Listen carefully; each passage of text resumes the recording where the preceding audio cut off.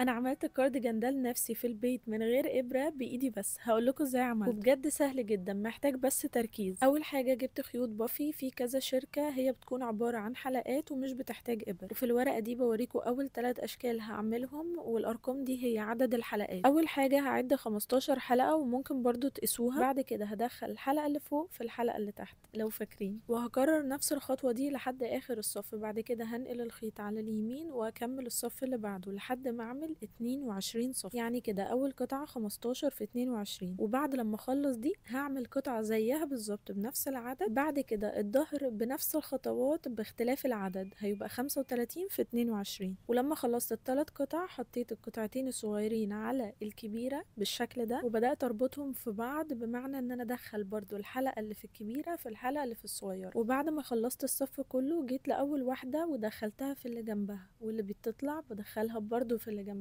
وهكذا. بيبقى شكلها شبه الضفيرة كده. واخر حتة بربطها كويس قوي في الحلقة وبقص زيادة. نيجي بقى للكم. عند اول الكتف بدأت اعد 12 حلقة من فوق ومن تحت، وبدأت ادخل فيهم حلقات جديدة. كده اول صف هيبقى 24 واحدة، هنفضل نقلل فيهم لحد ما يوصلوا ل 14 واحدة. بنقلل ازاي؟ زي كده، بنمسك اول حلقتين في الصف وبندخل فيهم الحلقة، فكده عاملين 2 في 1. فلما نبدأ صف جديد هيبقوا 23 مش 24، وهكذا هنفضل نقلل لحد ما نوصل ل 14. ولما نوصل ان الصف فيه 14 حلقة هنكرره تاني 8 مرات، وكده يبقى الكم خلص. قصيت الزيادة وبرضه هدخل كل حلقة في اللي جنبها، وكده بقى قفلت الكم. وعملت كم تاني بنفس المقاسات بالظبط للجنب التاني. بعد كده جبت الخيط وبدأت افتح الحلقات عشان يبقى خيط عادي، وده اللي هنثبت بيه الجزء ده في بعض. دخلته في اول حتة وربطته ربطتين كده كويس عشان نبدأ الصف. بعد كده هدخل الخيط في الحلقة من فوق والحلقة من تحت واشدها كأننا بنخيط بالظبط، ونفس الخطوات بالظبط في الجنب التاني. الخطوة اللي بعد كده مش مهمة، هو ممكن كده يكون خلص، بس انا زودت حلقات في كل الاطراف علشان احس ان شكله مظبوط اكتر. وبعد ما طلعتها بدخلها برضو كل واحدة في اللي جنبها عشان تديني شكل احلى وكأنه جاهز. ودلوقتي انا جاهزة نعمل له ستايل. انتوا محتاجين دلوقتي تغمضوا عينيكم. بصراحة ما كنتش متخيلة النتيجة كده، مش عارفة ليه وانا بسجل دلوقتي قاعدة اقول طب ما اعمل كوليكشن بقى. المهم قلت هلبس الحلق ده. الشوز والشنطة بجد اكتر حاجتين احترت فيهم قوي. نبدأ بالشوز. اول واحد ده والتاني واحد ده، هو ده مقطع بس انا بجرب، مش نازلة دلوقتي يعني. احترت شوية كده بس طبعا اخترت اول واحد. نيجي بقى للشنطة. انا جبت الاتنين دول في الاول. اول واحدة الخيوط دي انا اللي عاملاها، والتانية مش حلوة طبعا، والسودة لا، فاخترت دي في الاخر، بس مش مقتنعة بيها قوي يعني. خلينا في المهم، انتوا ايه رأيكم في اللي انا عملته؟